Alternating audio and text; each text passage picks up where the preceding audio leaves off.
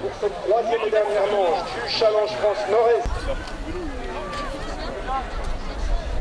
Attention les gars.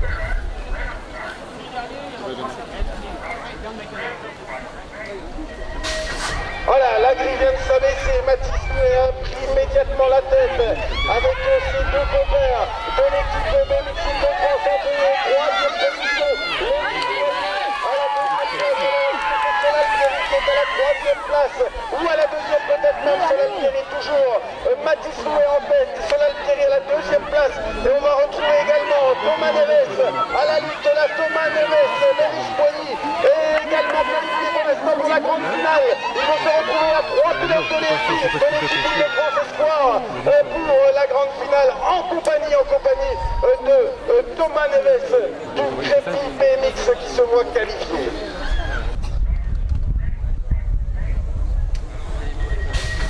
Les minimes maintenant, Florian Nierengarten est bien sorti de la grille départ en compagnie d'Adrien Guyot, le pilote de Paris-Savon qui est en deuxième position et dans les extérieurs. On attend le pilote de Monsieur qui va s'attaquer également, bien présent avec les coureurs Tony. Il s'agit de Dimitri Ouar qui prend l'intérieur. Au pilote de Paris-Savon qui doit relancer la discipline.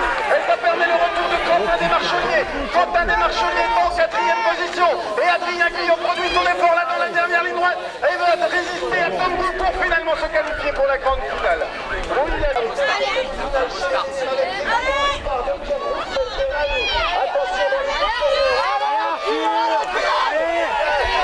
À la deuxième position pour se retour après ses blessures cette année. Malchance au Marius Version est en deuxième position. Alors malheureusement à la troisième place d'Henri en lui-même qui vient de reprendre cette troisième position. On a Arthur Fleury de Soucy 94 qui va sans doute se qualifier malheureusement. Lucas Dalouacha décliqué alors qu'il était bien placé maintenant pour aller chercher sa qualification. Et Pierre Roussel va se qualifier en compagnie de Marius Version, de Florian Guillaume et d'Arthur Fleury.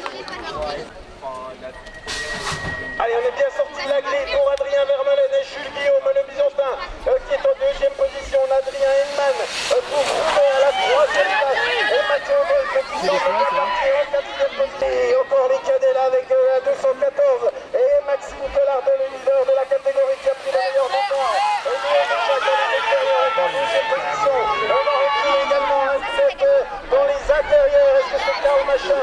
Il me semble que c'est lui, Karl Machin, qui est là et attaque dans les intérieurs avec Rodolphe Keller. Le poste de Strasbourg, Rodolphe Keller qui vient de prendre les intérieurs pour aller chercher sa qualification. Il est en troisième même position. Et c'est sorti de la piste pour Mathieu Amorosi. Et la dernière place qualificative sera pour Karl Machin qui a su résister au retour de Tom Marie de Compiègne-Clairoy. Donc moi là, en ce moment je m'entraîne pour les chemins de France. J'ai fait toutes les Coupes de France cette année. Je m'en tire au classement 14e, donc plutôt satisfait de ma saison malgré que j'ai pas rentré de finale. Le meilleur résultat c'était des demi-finales, donc j'aurais bien aimé faire des demi-finales. Mais bon, on va essayer de faire la première finale cette année au chemin de France. Ouais, c'était une découverte, forcément l'élite. Là ouais, parce que là il y a les jeunes, moi je suis le plus vieux de l'un des plus vieux de ma catégorie, donc il y a les petits jeunes qui roulent bien, qui ont le temps de s'entraîner parce qu'ils sont encore à l'école, ils font des études, donc c'est sûr que moi j'ai moins de temps pour moi m'entraîner, mais quand même satisfait de pouvoir réussir à passer en élite l'année prochaine. Ouais, c'est difficile de concilier le travail et les compétitions, quoi. Faut s'entraîner régulièrement, j'imagine. Bah ouais, il faut s'entraîner, déjà il faut faire le physique, il faut faire un peu de muscu, un peu de trucs comme ça. Moi j'ai pas le temps d'en faire parce que je travaille de 3-8, donc la fatigue des fois est importante, donc moi je roule juste et puis voilà, donc l'année prochaine on va s'entraîner pour essayer de faire mieux encore. Tu travailles où alors? Moi je travaille à Saint-Jean-Industrie, c'est une boîte à Taron, zone Innova. Très bien, qu'est-ce qu'il faut améliorer encore pour te perfectionner? Les départs, surtout les départs, parce que je pars tout le temps derrière tout le monde. Puis du coup, vu que les départs c'est 80%, je me fais avoir, quoi. Bon, sur cette manche Grand Est, là, tu fais partie de l'encadrement, tu es bénévole là? Ouais, je suis bénévole, ça fait déjà une semaine et demie que je bosse sur la piste pour qu'elle soit à peu près bien. Puis là, on a monté tout ça cette semaine, et puis voilà, ça se met en place. Bon, l'événement, je pense qu'il est plutôt bien réussi. Après, il y a des chutes, parce que la piste est un peu dure à comprendre pour les pilotes, donc, et puis ils arrivent un peu vite dessus, donc ils ont du mal avec la piste, mais bon, dans l'ensemble, je pense que tout le monde est à peu près satisfait. En soleil, chaleur, ça joue beaucoup forcément Ah pour oui, arroser. trop chaud là, ouais, on a obligé d'arroser la piste, et puis les pilotes avec la chaleur là, les pauvres, ça va être bien difficile pour eux, je suis content de ne pas rouler ce week-end. Donc voilà, bon. Qu'est-ce Au qui revoir, t'attend maintenant? Les championnats de France? Là, ouais, dans un peu moins d'un mois, les chemins de France à Massy, en région parisienne. Donc là, donc la dernière course de l'année, parce que je suis pas qualifié pour l'Europe et le monde. Parce qu'ils prennent que les 3 premiers, et moi vu que je suis 14e, je n'ai pas le droit. Et puis après, ouais, Massy, chemin de France, on va essayer de rentrer la première finale. C'était mon objectif de rentrer une finale cette année. Autant la faire là, on va essayer. Je vais m'entraîner tout pour. Les autres sont beaucoup plus forts, c'est vraiment au départ que ça se joue, parce que dans la puissance tu l'as, comment tu vois ça? La puissance je l'ai, ouais, c'est le départ, parce que je suis derrière, donc après je suis obligé de remonter les autres pour faire ma place. Et puis après nous on est de la catégorie 19-24 où je suis actuellement, là c'est une catégorie où tout le monde a à peu près le même niveau, donc c'est pas tout le temps les mêmes qui sont en finale, c'est pas tout le temps, donc c'est vrai que c'est bien, c'est un bon petit niveau, il commence à avoir du bon monde. Enfin, quels sont les meilleurs justement de ta catégorie les plus connus là? Dans ma catégorie, là, tu as les 3 premiers, Quentin Miroir, je sais plus, ils sont vraiment au-dessus du lot, parce que passe élite, tout sûr, et ils sont vraiment bien plus forts, parce qu'ils ont fait des manches Europe avec des élites, et puis ils les battaient, donc eux ils sont au-dessus du lot, et après les autres, on est un peu tous pareils, donc c'est vrai que c'est... Ils ont des partenaires ces pilotes-là? Est-ce qu'on peut en vivre de cette discipline? En vivre, non. Il y en a quelques-uns en France qui arrivent à en vivre. Si tu veux en vivre, il faut partir aux États-Unis, où il y a des plus grosses primes. Parce que nous, tant qu'on est en challenge, parce que nous c'est des catégories challenge qu'ils appellent ça, où nous on n'a pas de prime, on n'a rien. Donc après, il faut réussir à trouver des sponsors, et être dans des gros clubs pour pouvoir faire plus de déplacements. Et toi, tu vas rechercher des partenaires quand même? L'année prochaine, oui, du coup, maintenant je vais essayer de retrouver, quoi. Je pense que ça va être un peu dur. Bon, après, le club va me suivre, donc c'est bien. J'ai le club qui est derrière moi.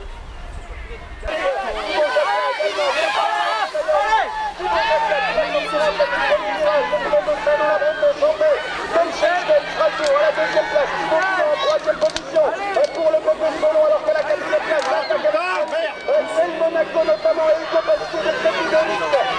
Monaco a pris l'ascendant dans la bande du virage. Le pilote de Roubaix Métropole qui va sans doute aller chercher la qualification pour la grande finale en compagnie de Thibaut Jacquelin, de Tom Schlenschnell et de Thibaut Julot. Allez, première demi-finale chez les hommes de 30 ans et plus avec Thomas Manet. Également dans cette première ligne droite, Thomas Manet. Fernandez est bien placé également, mais il est en 3e position puisqu'il y a Guillaume Guignin à la 2e place. Ouais, Guillaume, il est parti un petit peu de travers, mais il est toujours là en 2e position derrière Thomas Vanès, alors que la 3e place est pour Yémin. Yves Hernandez est la dernière place. Le dernier doit être Christophe Ringo, il me semble. Christophe Ringo ou Xavier Ringo peut-être. Xavier Ringo avec le plaque 05, c'est Xavier Ringo plutôt. Mais non, Christophe Ringo.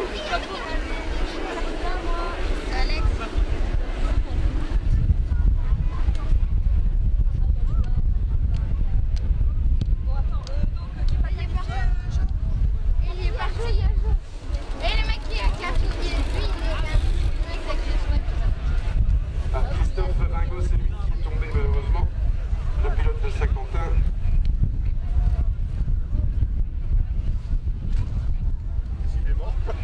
Et pourquoi il s'est de quoi? Ah mince.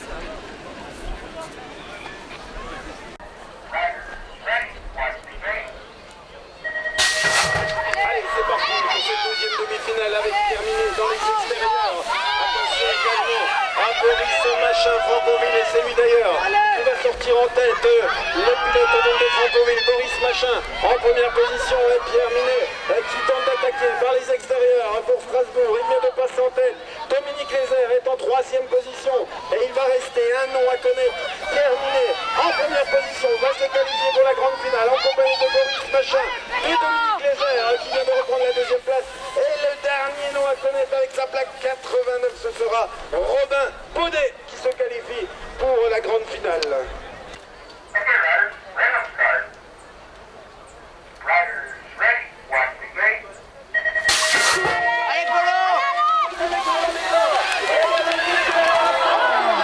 Qu'est-ce que j'avais dit, mon gars? Celui qui était à la 2. Regarde les gars, ça vient.